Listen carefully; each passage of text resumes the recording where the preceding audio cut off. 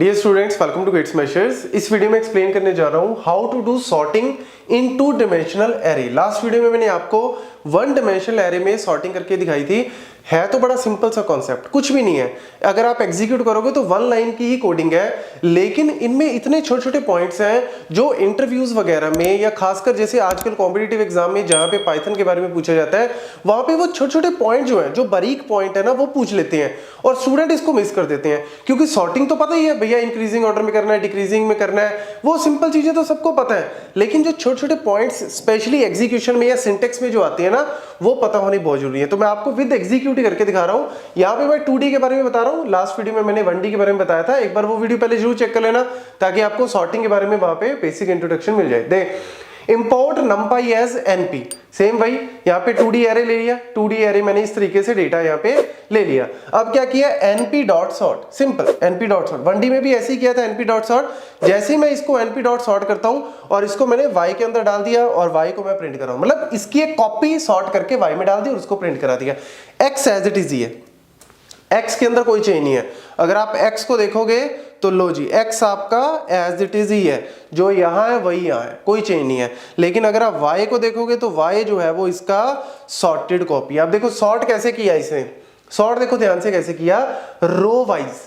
कैसे किया, row wise. 12 11 15, तो क्या होना चाहिए 11 12 15, कर दिया ना। 21 25 और 20, 20 21 25, 20 21 25, रो वाइज हर एक रो को सॉर्ट कर दिया इस तरीके से। ठीक है।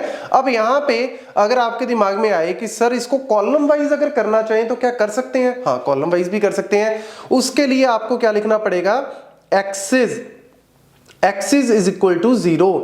बाय डिफॉल्ट ये क्या करता है, रो वाइज ही सॉर्ट करता है। बाय डिफॉल्ट क्या करता है, रो वाइज ही सॉर्ट करता है। लेकिन अगर आप कॉलम वाइज करना चाहते हो तो क्या लिखना पड़ता है, एक्सिस। आपको बताना पड़ता है एक्स एक्सिस या वाई एक्सिस जैसे होता है ना भाई, एक्सिस इक्वल टू 0। तो अगर आप 0 करोगे तो ये कॉलम वाइज सॉर्ट कर देगा। ये देखो जी, अब आप एग्जीक्यूट करो, अब देखो डिफरेंस आ गया। ये देखो जी, अब कॉलम को देखो, सिर्फ पहला कॉलम 12 21 18, तो पहले 12 फिर 18 21 होना चाहिए। तो देखो 12 18 21, दूसरा 11 25 27, तो ये तो ऑलरेडी सॉर्टेड ही है।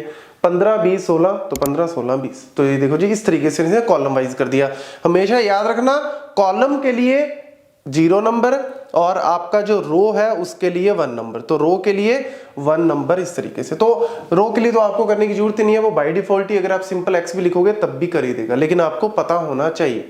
दूसरा यहाँ पे क्या आ गया, आर्गुमेंट वाला कॉन्सेप्ट। जैसे मैंने पहले भी बताया था, इंडेक्स की वैल्यूज को प्रिंट करता है कि आपका जो एरे सॉर्ट होगा वो उसमें इंडेक्स की वैल्यूज किस तरीके से होंगी। ये देखो, सबसे पहले मैं इसमें क्या करता हूं, यहाँ पे रो वाइज सॉर्ट कर दिया। ठीक है, रो वाइज सॉर्ट कर दिया।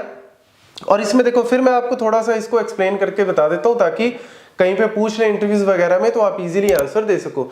ये देखो यहाँ पे क्या हुआ, यहाँ पे मेरे पास जो ये वाली वैल्यू है, इसका इंडेक्स नंबर एक तरह से क्या है 0, इसका इंडेक्स नंबर क्या है 1, इसका इंडेक्स नंबर क्या है 2। ठीक है, क्योंकि रो वाइज है ना। पहली बात तो आपको पता ही है, x इज इक्वल टू 1 मतलब रो वाइज सॉर्ट करेगा। 0 1 2, अब 0 1 2 में यहां पे देखो, इसको अगर आप सॉर्ट करोगे तो क्या आंसर आना चाहिए, 11 12 और 15। ठीक है, तो 11 किस पोजीशन पे है, 1 पोजीशन पे है, 12 0 पोजीशन पे है और 15 2 नंबर पोजीशन पे है। तो यानी 102 प्रिंट करेगा। लो जी 102 प्रिंट कर दिया। ये सिंपल सा फंडा है। इसी तरीके से ये भी आपका 0 1 2, तो यानी आपका जब इसको सॉर्ट करोगे तो क्या होगा, 20 21 और 25, ऐसे आंसर आना चाहिए।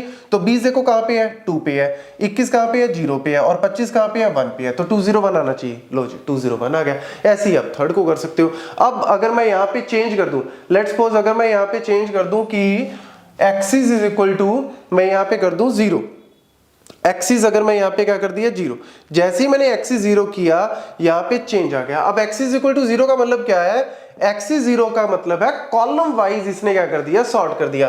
कॉलम वाइज सॉर्ट करने का मतलब क्या है, यहाँ पे अब इस तरीके से नंबरिंग दो। ये देखो जी 0 1 2, ठीक है, पहला कॉलम 0 1 2, इसको आप सॉर्ट करके देखो, सॉर्ट करोगे तो क्या आंसर आएगा, 12 18 और 21। ठीक है, तो 12 किस पोजीशन पे है, 0 पे, 18 किस पोजीशन पे है, 2 पे और 21 किस पोजीशन पे है, 1 पे। तो देख लो जी आपका 0 2 1 इस तरीके से आ गया। ठीक है, अब अगर आप लेट्स सपोज यहाँ पे करते हो, ये वाला आपका 0 हो गया, ये 1 हो गया, ये 2 हो गया। ठीक है, अब देखो जी इसको अगर आप सॉर्ट करोगे तो ये तो ऑलरेडी सॉर्ट ही है। ठीक है, तो यानी ये तो 0 1 2 ऑलरेडी सॉर्ट ही है। ये देख लो जी 0 1 2, ये आपका इंडेक्स वैल्यूज होगी। अगर आप इसको सॉर्ट करोगे तो 15, 16 और 20 होना चाहिए। तो 15 कहाँ पे है 0 पे, 16 कहाँ पे है 2 पे और 20 कहाँ पे है 1 पे, तो 0 2 1 ले। ये आपका जो है वो इस तरीके से इंडेक्स वैल्यूज को प्रिंट कर देते थे, ठीक है, जैसे हमने 1D में किया था, बस वही सिंपल सा कॉन्सेप्ट है।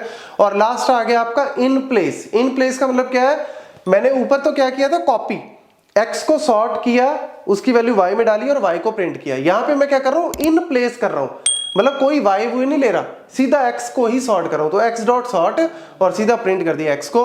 तो जैसे इसको किया तो यहाँ पे एक्स्ट्रा मेमोरी नहीं, उसी में ही इसने चेंज करके उसको सॉर्ट कर दिया। और करेगा कैसे, बाय डिफॉल्ट इसने रो वाइज, कॉलम के लिए करना है तो फिर आप वही एक्सिस की वैल्यू डाल दो।